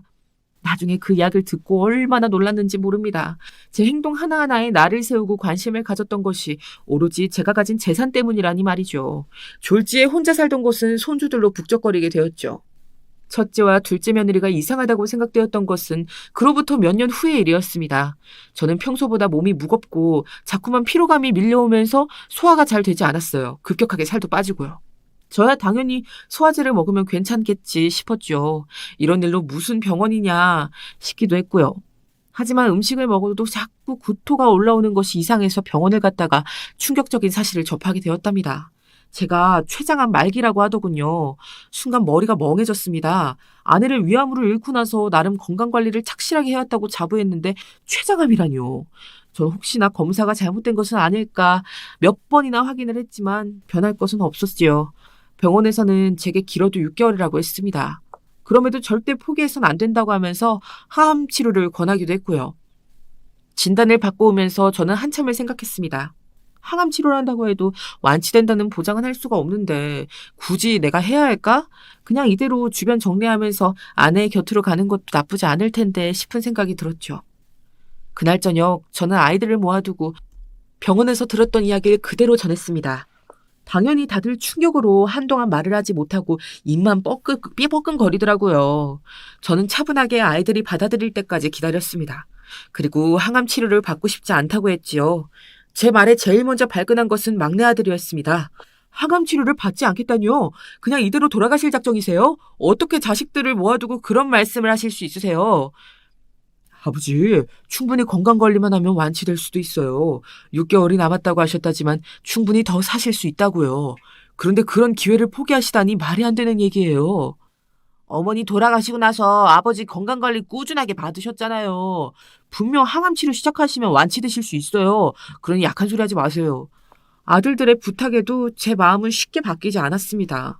항암 치료를 받으면서 남은 시간을 보내고 싶지 않았거든요. 저는 조금이라도 괜찮을 때 고향으로 내려가서 사랑하는 고향의 바다를 눈에 담다가 떠나고 싶었어요. 저는 아들들에게 고향으로 내려가고 싶다는 이야기를 분명히 했지만 보통 심한 반대가 아니었습니다. 그런데 그 와중에 첫째 며느리가 조심스럽게 이야기를 꺼내더군요. 아버님, 그래도 고향으로 내려가시는 것은 문제가 있지 않을까요? 아버님께서 주변 정리를 천천히 하고 싶다고 하셨지만 고향에 가서 그게 될 것 같진 않았어요. 맞아요. 집이며 회사며 정리하실 것들이 어디 한두 가지도 아닌데 굳이 고향을 가셔서 하실 일은 아닌 것 같아요. 치료 받으시면서 여기 계시는 게 더 좋을 것 같아요. 역시나 첫째 며느리는 아직도 회사에 미련이 남은 모양이더군요. 며느리는 각자의 남편들 눈치를 보면서도 제게 남아있길 요구했어요. 그 이야기를 들은 아들들의 얼굴은 점점 붉어졌고요. 형님들, 지금 재산 이야기가 나오세요? 그런 말을 할 상황이 아니잖아요. 아버님께서 치료를 받지 않겠다고 하는데 형님들은 그 이야기가 먼저 나오세요? 그동안 이런 자리에서 한 번도 자신의 목소리를 먼저 낸 적이 없던 막내 며느리가 소리를 높여 첫째와 둘째 며느리에게 외쳤지요. 의외의 상황에 놀란 것은 저뿐만이 아니었답니다. 막내는 황급히 막내 며느리의 손을 토닥이며 진정하라고 했지만 막내 며느리는 전혀 참을 기색이 없었죠. 지금 중요한 것이 무엇인지 생각을 하고 말씀을 하셔야죠. 어떻게 형님들께서 그렇게 말씀하실 수 있어요? 막내 동서, 지금 나한테 소리 지르는 거야? 내가 동서 윗사람이야. 어따 대고 눈을 똑바로 뜨고 소리를 질러? 그리고 내가 뭘 어쨌다고 그래? 내가 아버님께 치료 포기하라고 말씀드린 것도 아니고 고향으로 가시는 것은 아니라고 말했을 뿐인데 왜 그렇게 정색이야? 그 의도가 아버님의 치료 때문이 아니잖아요. 지금 말씀이. 의도가 어떻든 고향으로 내려가시는 것은 아니다. 형님이나 나나 그런 이야기를 하고 있잖아. 여기서 의도 타령은 왜 하는데? 첫째와 둘째 며느리가 막내 며느리를 잡아먹을 것처럼 날카롭게 반응을 했죠.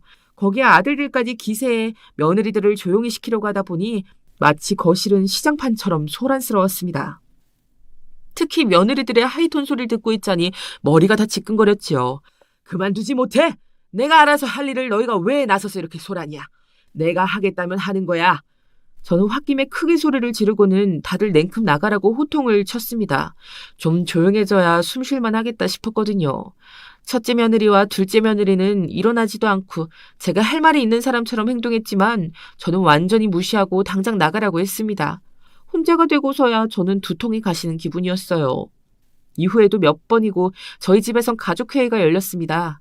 아들들과는 여전히 팽팽하게 의견이 맞서고 있었죠. 결국 저는 고향을 보고 와서 다시 항암치료 문제를 이야기하는 것으로 합의를 했습니다. 혹시 내려갔다가 다시 오지 않겠다는 소리를 할까 싶었는지 자식들은 저를 따라 나서겠다고 했고 온 가족이 시골의 조그마한 바닷가에 모이게 되었죠.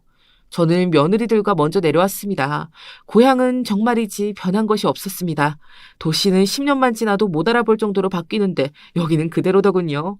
간만에 맡은 바다의 짠 냄새는 제 마음을 편안하게 만들어주었지요. 아내가 먼저 떠나고 나서 저는 어린 시절을 보냈던 집을 사서 수리를 했습니다. 나중에 이곳에 내려와서 마지막을 보낼 생각으로 말이죠. 덕분에 고향으로 내려와 어디에서 지내야 하는지 걱정은 없었답니다. 저는 바닷바람을 좀 더 쐬고 싶다는 생각이 들었어요. 짐을 푼다고 정신없는 며느리들을 뒤로하고 저는 바닷가를 천천히 걸었습니다. 함기였으면 더 좋았을 텐데 괜히 먼저 간 아내가 떠올랐습니다. 아내가 많이 보고 싶더군요. 아버님, 바람이 찬데 혼자 나오시면 어떡해요. 막내 며느리는 제게 가디건을 내밀었습니다.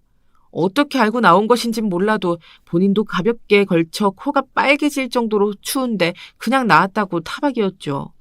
네가 나보다 더 추워 보이는데 무슨 혼자 와도 된다는데 기어코 따라 나서더니 다들 춥다고 난리지. 오랫동안 비워진 곳이라 따뜻해지려면 시간이 좀 있어야 할 게다. 금방 따뜻해지겠죠. 저야말로 형님들이 오신다고 해서 놀랐는데요. 두 분이 여기까지 오실 거라고는 생각도 못했거든요. 나는 너희들 전부가 온다고 해서 더 놀랐는데 무슨. 됐다. 그냥 들어가자. 오늘만 날이 아닐 텐데. 저는 막내 며느리의 어깨를 두들려주고는 천천히 집을 향해 걸어갔습니다. 막내 며느리는 아무 말 없이 조용히 저를 따라오기만 했지요. 집이 가까워지자 담벼락 너머로 첫째와 둘째 며느리의 대화가 들려왔습니다. 형님, 정말 여기까지 왔어야 할까요? 이야긴 들었지만 이렇게 시골이라고는 생각도 못했는걸요. 아, 벌레는 왜 또 이렇게 많은지. 나라고 오고 싶었겠어. 우리가 안 왔어 봐. 막내 동서만 따라왔을 거 아니야. 그 여시가 아버님을 어떻게 구워 삶을 줄 알고. 슬쩍 알아보니까 아직 유언장 작성도 하지 않으신 것 같던데. 막내 동서가 나서서 점수라도 따는 날은 큰일이잖아. 그러니까 좀 참아. 저는 너무 놀라서 벽에 귀를 가까이 가져다 댔습니다. 막내 며느리는 표정을 굳히고 당장이라도 쳐들어갈 것 같이 굴었죠. 저는 그런 막내 며느리의 팔을 붙들고 조용히 하라는 신용을 했어요. 첫째와 둘째 며느리의 대화는 계속 이어졌습니다. 누가 봐도 회사는 아주버님이 받으셔야 되는 거 아니에요? 아들들 중에서 그쪽 일 하는 사람이 누가 있다고 생판 남을 주시겠다니. 혹시 아버님 췌장암이 아니라 머리에 이상이 있는 거 아닐까요?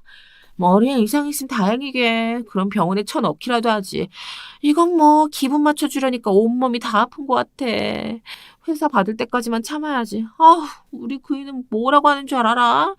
등신같이 아버님이 누구에게 회사를 물려주는 게 자기랑 무슨 상관이냐는 거야. 왜 상관이 없어? 우리 재산인데. 그이가 아니면 나라도 받아야지. 내가 그동안 뭐 때문에 그렇게 시댁에 다닌 건데. 아주버님이 그러세요? 어쩜 그렇게 생각이 없으시지? 당연한 권리를 그렇게 내팽개치시는 경우가 어디 있다고. 그나저나 형님, 아버님께 회사 받으면 저 있으시면 안 돼요. 아셨죠? 당연하지. 내가 동서한목 단단히 챙겨줄게. 며느리들은 뭐가 그렇게 즐거운지 하하 호호 웃음소리까지 내면서 미래를 꿈꾸고 있더군요. 절대 자신들에게는 일어나지 않을 그런 꿈들 말이죠. 저는 한심한 며느리들의 목소리에 한숨을 내쉬며 안으로 들어가려고 했지요. 하지만 제 발걸음은 다음 들려오는 말에 의해 전혀 움직일 수가 없었답니다. 그러지 말고 그냥 바다에 확 밀어버릴까요? 그렇게 여기 와보고 싶다고 하셨잖아요. 소원대로 바다에 풍당. 나라고 안 그러고 싶겠어. 여기는 뭐 사람도 별로 없던데. 마음이야, 그렇지. 어머, 형님. 저는 농담으로 한 말인데 형님은 진심이신 것 같네요. 진심은 무슨. 그냥 동서 장난 받아줬지. 그나저나 이런 일 일어나면 편하긴 하겠다. 유산 처리도 딱 법대로 깔끔하고. 그치? 첫째와 둘째 며느리는 저를 바다에 빠뜨리겠다는 무시무시한 소리를 농담이라고 여기며 주고받았어요. 소름이 돋았습니다. 방금까지는 철없는 소리 난다고 생각했는데 이제는 재산을 위해서라면 범죄도 스스럼 없이 저지르겠다는 생각이 들었죠. 곁에 있던 막내 며느리가 숨을 몰아쉬며 비틀거리는 것이 느껴졌습니다. 저만큼이나 놀란 것 같았지요. 저는 그대로 벽에 기대어 바닥에 주저앉았습니다. 아버님, 괜찮으세요? 병원에 가실래요? 막내 며느리는 혹시나 소리가 안으로 들어갈까 싶어서 그랬는지 속삭이듯 제 안부를 물었습니다. 저는 괜찮다고 손을 저으며 잠시 앉아있겠다고 했죠. 막내 며느리는 안절부절 못하면서 담장 너머를 힐끗거리면서 바라보았습니다. 저는 막내에게 방금 들었던 일은 누구에게도 이야기해서는 안 된다고 당부했습니다. 당연히 아들들에게 알려야 한다고 말했지만 저는 거절했고요. 아무런 증거도 없어. 들은 사람은 너와 나뿐이다. 거기다 저것들이 무슨 짓을 저지른 것은 아니지 않니? 나는 절대 이대로 넘어갈 생각이 없다. 무슨 수를 써서라도 저 인간 같지 않는 것들에게 그 대가를 치르게 할 거야.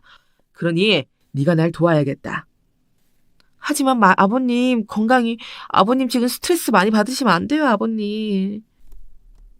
얼굴 가득 걱정을 담은 막내 며느리를 보고 있자니 방금 들었던 며느리들의 대화가 꿈같이 느껴졌어요. 저는 그런 막내 며느리의 어깨를 토닥이며 서울로 가면 치료도 받겠다고 약속을 했습니다. 막내 며느리의 얼굴이 금세 환하게 밝아졌죠. 저는 기운을 내서 자리에서 일어나 집 안으로 들어갔습니다. 아직까지 자기들끼리 저를 어떻게 할지 우스갯소리를 하는 첫째와 둘째 며느리는 깜짝 놀라며 제게 어디 갔었냐고 걱정했다고 말하더군요. 어떻게 사람이 이렇게 가증스러운 얼굴을 하고 있는지 온몸에 벌레가 기어다니는 기분이 들었지만 저는 애써 웃어 보이면서 도저히 몸이 못 버틸 것 같아 서울로 가야겠다고 말했습니다. 오신 지 얼마 되지도 않으셨는데 다시 서울이라니요, 아버님. 갑자기요? 형님, 아버님께서 몸이 좋지 않다고 하시잖아요. 당연히 가야죠. 무슨 말씀이 그렇게 많으세요? 막내 동서, 지금 뭐 하는 짓이야?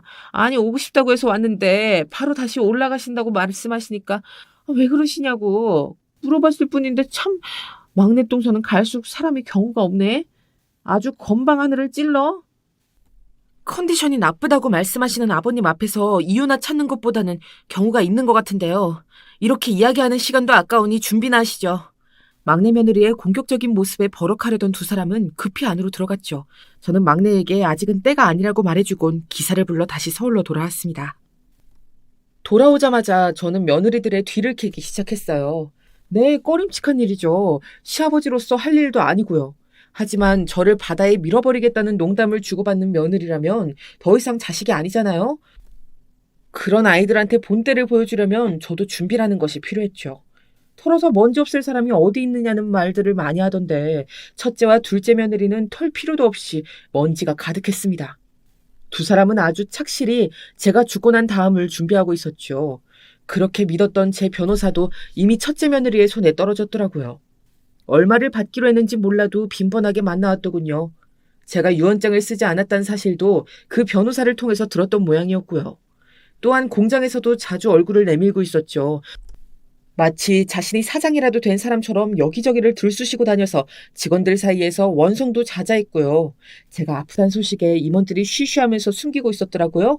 그중 일부는 둘째 며느리 손을 잡았고요. 회사가 돌아가는 꼴을 보자니 억장이 무너지는 기분이었습니다. 차라리 대형 기업이었으면 그럴 수 있다고 생각했을 거예요. 하지만 직원이 200여 명인 회사를 두고 누가 가질 것인지 눈치를 보고 있다는 사실이 믿겨지지가 않았어요. 특히 믿었던 임원들의 배신은 절망적이기까지 했습니다. 저는 우선은 쳐내야 하는 사람들과 정말 회사를 맡겨야 할 사람들을 정리했습니다. 모든 것을 한 번에 끝내기 위해서 확실히 준비를 해두었죠. 첫째와 둘째 며느리의 사생활 역시 깨끗하진 않았습니다. 둘째 며느리는 같은 학원에서 근무하는 신입 강사와 바람을 피우고 있더군요.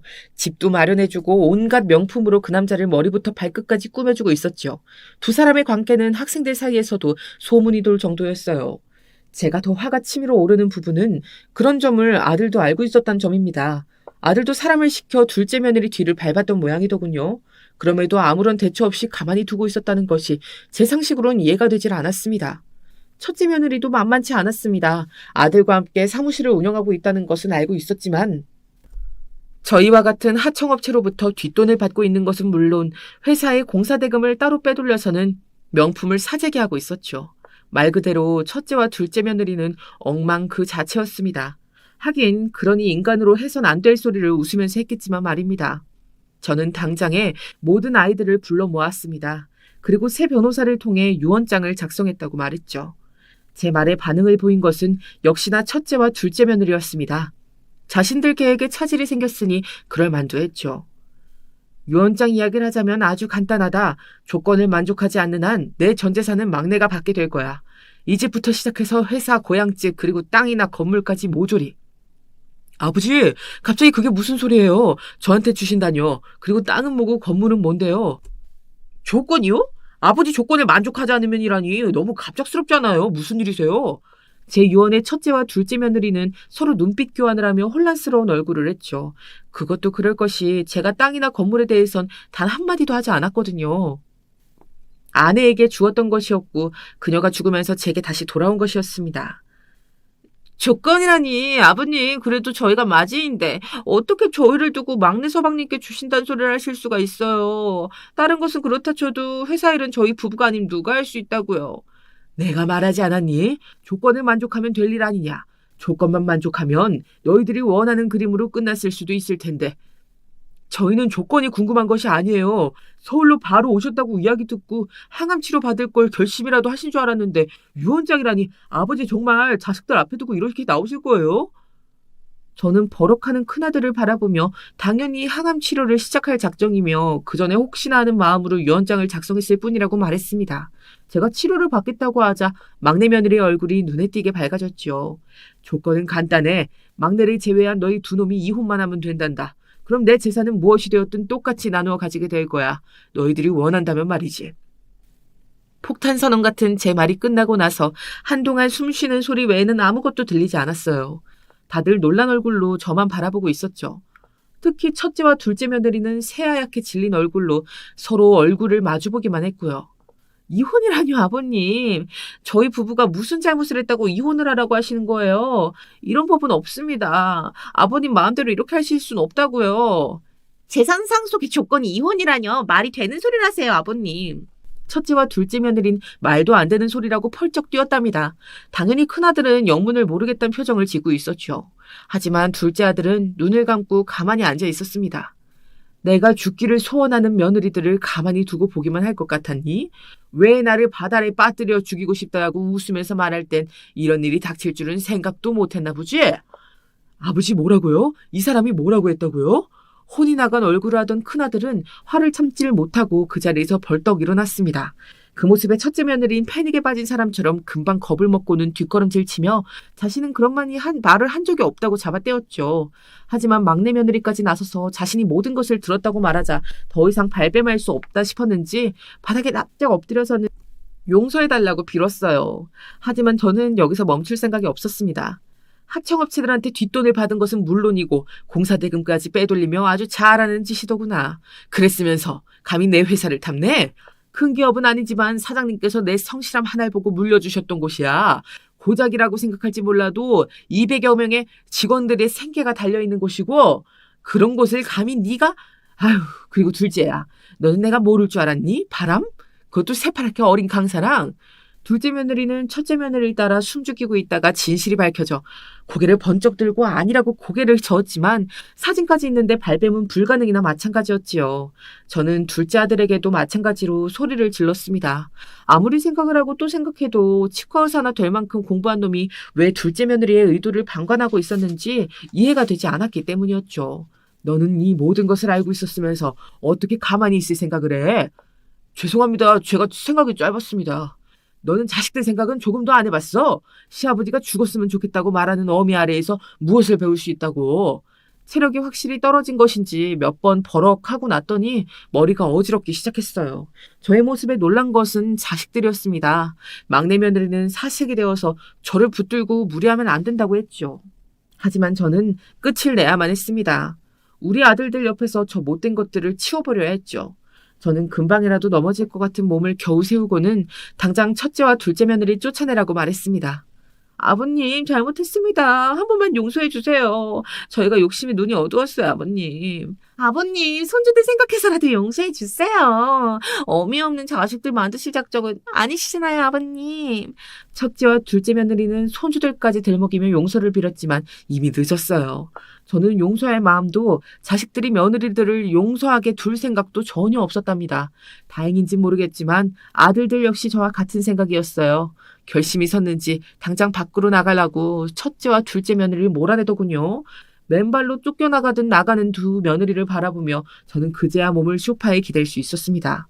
그렇게 폭풍우 같은 순간이 지나고 아이들은 재산이 어떻게 되든 상관이 없다고 말하며 이혼을 강행했지요. 특히 첫째 며느리는 뇌물갈취 혐의뿐만 아니라 횡령으로 검찰 조사까지 받는다고 하더군요. 둘째 며느리는 학원 문까지 닫고 이혼 이후 어디론가 사라졌다는데 그 부분까지는 관심이 없어서 알아보질 않았습니다. 저는 아이들과 약속한 대로 꾸준하게 항암 치료를 받기 시작했어요. 막내 며느리 덕분에 식단 관리도 철저하게 했기 때문에 확실히 경과는 좋다고 하더라고요. 그래서 남았다는 시간을 넘어 지금까지도 건강하게 살고 있는 것 아닐까 싶습니다. 아마 아내의 곁으로 가는 것은 잠시 뒤로 미뤄야 할 것 같습니다. 아내라면 제가 조금 더 늦게 간다고 해서 서운해할 사람은 아닐 테니 괜찮겠지요. 저는 오늘도 충실히 하루를 보내고 있습니다.